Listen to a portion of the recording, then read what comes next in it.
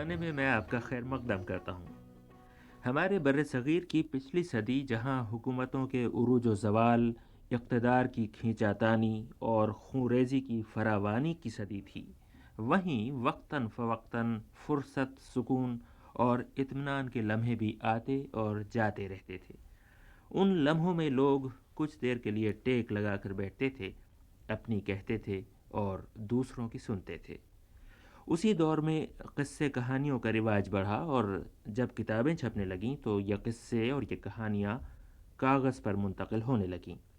उस वक्त के ज़्यादातर किस्से फ़ारसी और अरबी के सांचे में ढले हुए आते थे। फिर अंग्रेज़ी दास्तानों ने उर्दू का लबादा ओढ़ा और ख़ुद हिंदुस्तान के अहले कलम भी अपनी दास्तानें वज़ा करने लगे। 1857 की जंग आज़ादी के तकरीबन 10 साल बाद शायद ज़िंदगी में ठहराव आने लगा और पूरे हिंदुस्तान में किताबें छपने लगीं। ख़ास तौर पर छोटी छोटी और सस्ती किताबों का सैलाब आया और हमारे दादा और हमारे परदादा की नस्ल के अंदाज़े फ़िक्र पर असर डालने लगा। उस वक्त मजहबी किताबें भी बड़ी तादाद में छपीं, यहाँ तक कि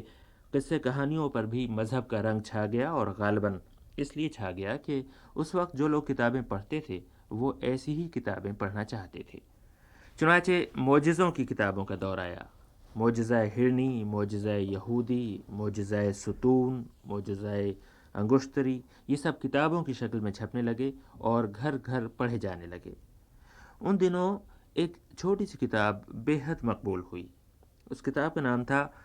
क़िस्सा शाह रूम। 24 सफ़ों का यह क़िस्सा शाह रूम किसने लिखा था ये ख़ुद किताब से तो पता नहीं चलता, लेकिन पहले पहल ये किताब अब से तकरीबन 130 साल कबल छपी थी और फिर कुछ अरसे गायब रहने के बाद 10-15 बरसों में ये किताब 30 मरतबा छापी गई। इसकी मकबूलियत का यह आलम था कि बाज़ नाशरों ने इसे हिंदी और गुजराती रस्मुल ख़त में भी छापा। क़िस्सा शाह रूम तुर्की के सुल्तान का वाक़या है जिसे किसी नामालूम शायर ने नज़म किया है। उसने इसमें नज़म का तो कोई कमाल नहीं दिखाया, ग़ालिबन ख़ुद नौ उम्र और नौ आमोज़ शायर था और उसने किसी उस्ताद से इस्लाह लेने की ज़रूरत भी महसूस नहीं की। लेकिन ख़ुद कहानी की साख्त ऐसी थी कि पढ़ने वाले के लिए कहीं भी इसकी दिलचस्पी में कमी नहीं आती थी। इसमें वाक़यात को इस खूबी से तरतीब दिया गया था कि वो दर्जा बदर्जा आगे बढ़ते हुए अपने उरूज की मंजिल को पहुँचते थे और उसी मुनासबत से इस क़िस्से की दिलचस्पी बढ़ती जाती थी। ग़ालिबन यही सबब था कि ये किताब बहुत मकबूल हुई और ग़ालिबन इसमें नज़्म और अदब की खूबियों की कमी थी जिसके बायस फिर ये किताब गुमनामी के गोशों में चली गई। क़िस्सा इसका कुछ यूँ था कि रूम का सुल्तान निहायत आदिल, नेक और खुदा परस्त था, लेकिन एक रोज़ शैतान ने उसे गुमराह किया और उसे ये ख्याल हुआ कि मैं इतना ताकतवर हूँ कि मुझे कोई ज़िल्लत नहीं दे सकता। उसके बाद ये हुआ कि एक रोज़ सुल्तान रूम हरन के शिकार को निकला और एक हरन का पीछा करता हुआ अपने साथियों से बिछड़कर बहुत दूर निकल गया। आखिर एक जगह दम लेने को रुका तो उसे नींद आ गई। ऐन उसी वक्त फरिश्तों ने ज़मीन की तनाबें खींचीं और उसे आनन फानन रूम से उठाकर चीन पहुंचा दिया। उधर इत्तफाकन चीन में उन्हीं दिनों एक डाकू ने बड़ी तबाही मचा रखी थी और बादशाह चीन के सिपाही उस क़ज़्ज़ाक़ की तलाश में थे। उन्होंने शाह रूम को एक दरख्त के नीचे सोता देखा तो समझे कि यही वो डाकू है। उन्होंने फ़ौरन ही उसके हाथ पांव बांधे और उठाकर अपने बादशाह के पास ले गए। बादशाह उस डाकू के मजालिम से इतना तंग आ चुका था कि उसने जल्लाद को हुक्म दिया कि डाकू के हाथ, पांव और कान काट कर इसे शहर के चौराहे पर डाल दिया जाए। और यही हुआ। शाह रूम को डाकू समझकर उसके हाथ पांव काट दिए गए। उसके बाद फिर पे दर पे दिलचस्प वाक़यात ज़ाहिर होते हैं। तो लीजिए सुनिए, हम आपको 130 साल पुरानी इस किताब क़िस्सा शाह रूम के कुछ मुंतखब हिस्से पढ़कर सुनाते हैं।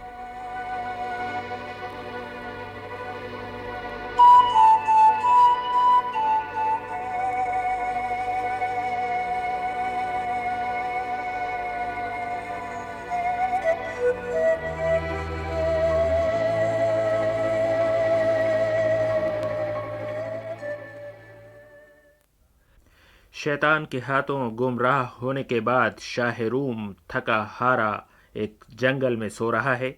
اور فرشتوں نے اسے ترکی سے اٹھا کر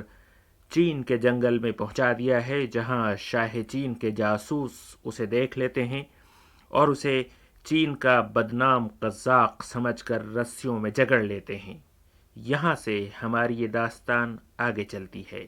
غرض جاسوس جتنے تھے سب آئے، شہ قابیدہ کو قابو میں لائے، اسے سوتے میں باندھے ہاتھ اس کے، چلے کہتے ہوئے یہ ساتھ اس کے کہ مدت میں ہے ہم نے تم کو پایا، بہت مشکل سے تو ہے ہاتھ آیا، رعیت زار ہو اور تو ہو خرسند، کرے چاروں طرف کی راہ تو بند، ہے کہ عالم کو تیرے ہاتھ سے رنج، بہت لوٹا کیا تو گنج کے گنج، گئے ہم تیرے پیچھے بھول آرام، بتا تو آج ہم کو اے بدانجام، کہاں سے قیمتی گھوڑا یہ پایا، ہے شاہ روم کا شاید چرایا، پڑی ہے زین پرزر اس کے اوپر، جواہر سے مکلل ہے سراسر، چڑھے گھوڑے پہ تو ایسے ارے چور، کرے اللہ تجھ کو زندہ درگور، یہ سب کچھ پوچھتے تھے اس سے ہر چند، مگر شے کی تھی آنکھیں نیچی لب بند، غرض وہ لوگ اس کو پا بزنجیر، لے آئے شاہ کے آگے بتدبیر، سنا جب شاہ نے قزاق آیا، بہت انعام ان سب کو دلایا، جو دیکھا شاہ نے وہ ساز و ساما، ہوا وہ دیکھ کر کے اس کو حیراں، کہا کیا روم تک اس کا پڑا ہاتھ، جو گھوڑا شاہ کا اس کے لگا ہاتھ۔ ہزاروں نالشی آ کر پکارے، اسی کے کھوج کھوئے ہیں ہمارے، کوئی کہتا ہے کر کے آہوزاری، اسی نے لوٹ لی بستی ہماری، اسی کے ہاتھ سے ہم کو نہیں چین، اسی کا دکھ ہمیں رہتا ہے دن رین، کوئی کہنے لگا فریاد فریاد، بہت اس نے کیا ہے ہم کو برباد، کوئی کہتا یہ غارت ہو الہی، جواں مارا ہے اس نے میرا بھائی، کب اس سے کارواں کوئی بچا ہے، جہاں سے چین کا رستہ پھرا ہے، براتیں اس نے کتنی لوٹ لی ہیں، ہزاروں بستیاں برباد کی ہیں، زمینداروں نے یوں آ کر پکارا، یہی ہے لوٹنے والا ہمارا، اسی کے ہاتھ سے پھرتی ہے ماری، رعیت شاہ کی برباد ساری۔ اڑائی جب کہ لوگوں نے بہت خاک، ہوا وہ بادشاہ اس پر غضبناک، کہا جلاد سے اس کو بلا کر، قلم کر اس کے ہاتھ اور پاؤں جا کر، اور اس کی گوشت بینی بھی جدا ہو، کہ اس بدبخت کی پوری سزا ہو، پھر اس کی لاش کو یہاں سے اٹھا کر کہیں چوراہے میں دو ڈال جا کر، جو اس کو دیکھ کر ہر ایک ڈرے گا، نہ کوئی کام پھر ایسا کرے گا۔ بحکم شہ وہیں جلاد آیا اور اس بے جرم کو قابو میں لایا، سنی اس نے نہ پھر کچھ اس کی فریاد، بجا لایا وہ حکم شاہ جلاد، تراشے گوشت بینی پاؤں اور ہاتھ، سب اعضا خضر اپنے لے گئے ساتھ، کٹا اس بے گناہ کا جسم سارا، خدا کے خوف سے پر دم نہ مارا، جب اس کی لاش کو ڈالا سرے راہ، عجب ایک درد سے کرتا تھا وہ آہ، بدن زخموں سے اس کا چور اور تار، اور اس پر خلق کی تانے سے گفتار، کوئی کہتا تھا کیوں بھولا خدا کو، کٹا بیٹھا جو اپنے دست و پا کو، کوئی کہتا زمیں میں اس کو دو گاڑ، کرو تیروں کی اس پر خوب بوچھاڑ، کوئی کہتا کہ جب پھوٹی ہے قسمت، یوں ہی انسان کی آتی ہے شامت، یہ سن سن سب کی وہ روتا تھا مجبور، زمیں تھی سخت اس پر آسماں دور، کہے تھا دل میں اب کدھر کو جاؤں، زمیں پھٹ جائے تو اس میں سماؤں، لگے کٹنے وہاں سب اس کے اوقات، کہوں تجھ سے میں کیا ہے ہاتھ، جواہر کے تھے جس کے تخت پرزر، وہ لوٹے خاک پر آزا کٹا کر، پلاؤ قلیہ جن کے کتے کھائیں، وہ ٹکڑے سوکھی روٹی کے نہ پائیں، رہی ٹوپی نہ شہ کے سر پہ پگڑی، زمیں پر چند مدت ناک رگڑی، کہا ایک روز شہ نے یا الہی، سزا اپنی سمجھ کی میں نے پائی، جسے چاہے تو ہی دیتا ہے عزت، جسے چاہے تو ہی دیتا ہے ذلت، نظر کر رحم کی اپنے تو مجھ پر، نہ ہوگی پھر خطا اب بارے دیگر، خدا کو عز اس کا خوش آیا، تماشا اپنی قدرت کا دکھایا۔ ہوا ایک روز یوں کرنا خدا کا، وہ شاہ چین اپنے دل میں سوچا کہ ناخواندہ ہے میری ایک دختر، اسے پڑھوائیے قرآن مقرر، وزیر اس شاہ کا ہمراز تھا ایک، نہایت عاقل و سنجیدہ و نیک، کہا اس سے کہ اے دستور عاقل، میری ایک لڑکی ہے قرآن سے جاہل، کوئی تجویز کر استاد دانا، مجھے منظور ہے قرآن پڑھانا، مگر وہ حافظ قرآن ہو ایسا، زمانے میں نہ نکلے کوئی ویسا۔ خدا کی شان وہ سلطان مظلوم، کہ جس کو کہتے تھے قزاق مذموم، پڑھا کرتا تھا وہ قرآن دن رات، یوں ہی وہ کاٹتا تھا اپنے اوقات، کیا تھا علم قرت اس نے حاصل، نہ تھا اس جا کوئی اس کا مقابل، سنا کرتے تھے لوگ آ کے قرآن، رہا کرتے تھے وہاں سب جمع انسان، کہا دستور نے اے شاہ والا، کروں میں عرض گر ہوئے پذیرا، وہ ہے قزاق جو مغضوب سلطان، دیا ہے حق نے اس کو علم قرآن، ہے سارا علم اس کے آگے پانی، نہیں ہے چی میں اس کا کوئی ثانی، وہ قزاقی کا جو پیشہ کیا تھا، خدا جانے کہ اس میں بھید کیا تھا، مسلمان کرتے ہیں تعظیم اس کی، نہایت خوب ہے تکریم اس کی۔ یہ سن کر شاہ فرمانے لگا یوں، تو اب آنے میں اس کے دیر ہے کیوں؟ بحکم شہ وہیں باتوں ہی باتوں، اٹھا لائے اسے ہاتھوں ہی ہاتھوں، مکاں رہنے کا ایک اس کے بنایا، اور اس شہزادی کو پڑھنے بٹھایا،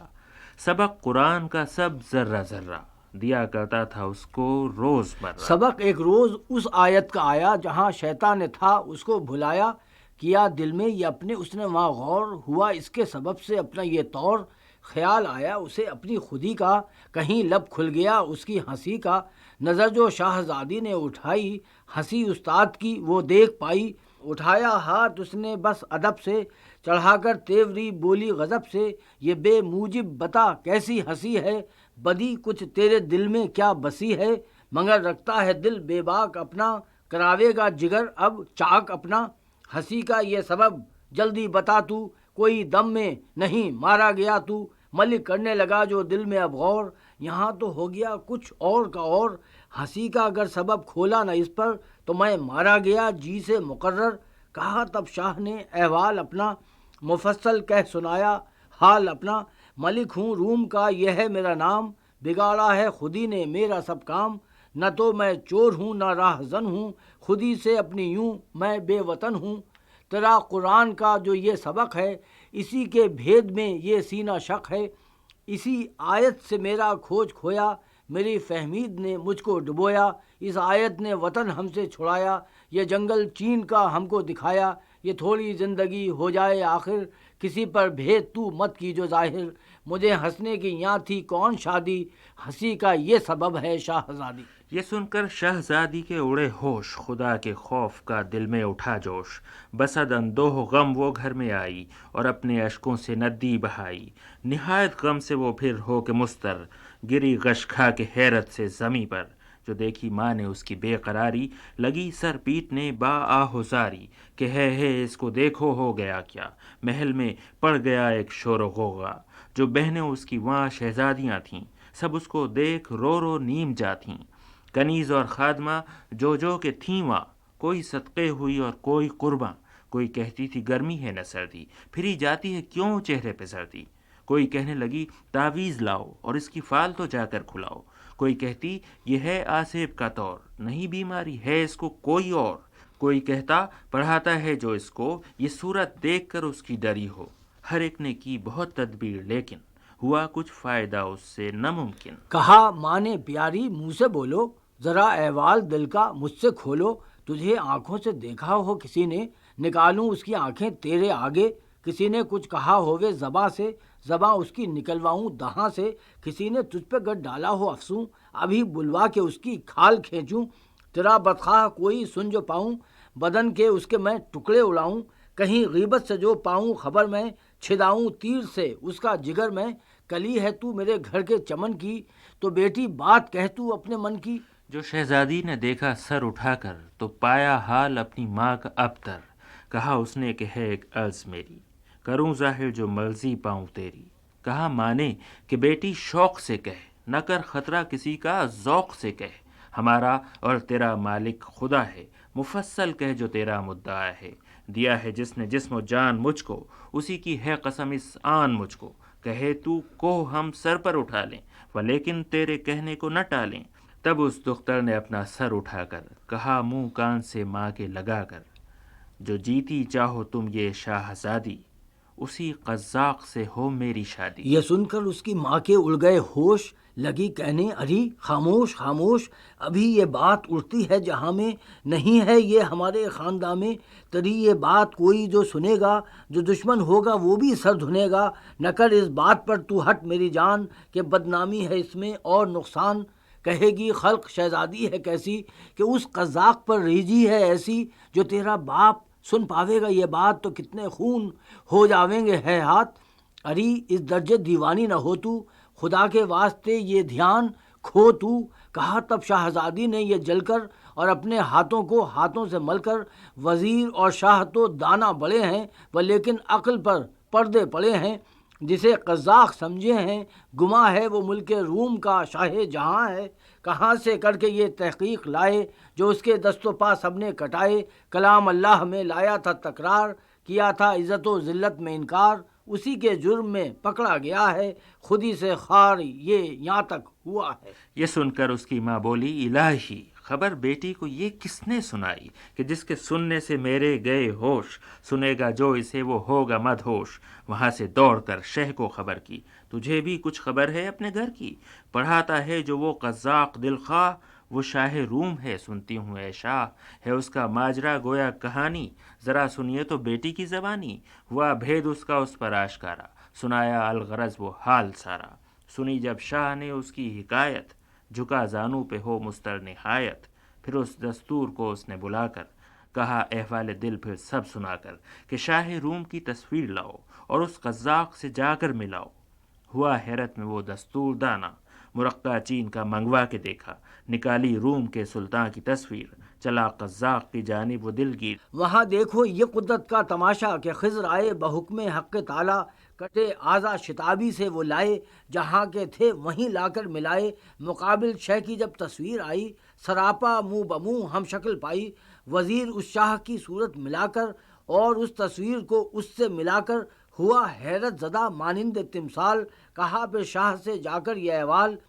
کہ ہے اللہ کی قدرت نمودار، نہیں کچھ عقل کو اس جا سروکار۔ غرض سلطان اور وہ لوگ مل کر گرے قدموں پہ اس کے جا کے یکسر، لگے کہنے کہ ہم سب ہیں خطاوار، ہمارا سر ہے حاضر اور تلوار۔ کہا تب اس نے سن کر ان کی زاری کہ ہے بے فائدہ یہ بے قراری، تمہاری کچھ نہیں ہے اس میں تقصیر، ملی میرے گناہ کی مجھ کو تعزیر، مجھے ذلت کو پہنچایا خطا نے، کیا لیکن کرم مجھ پر خدا نے۔ ملے خوش ہو کے دونوں شاہ باہم، تعجب میں رہا ایک سارا عالم، وہ شاہ روم جو تھا خستہ بسمل، ہوا اب بارگاہ شہ میں داخل، لگے ہر سمت بجنے شادیانے، لٹائے شاہ نے خوش ہو خزانے۔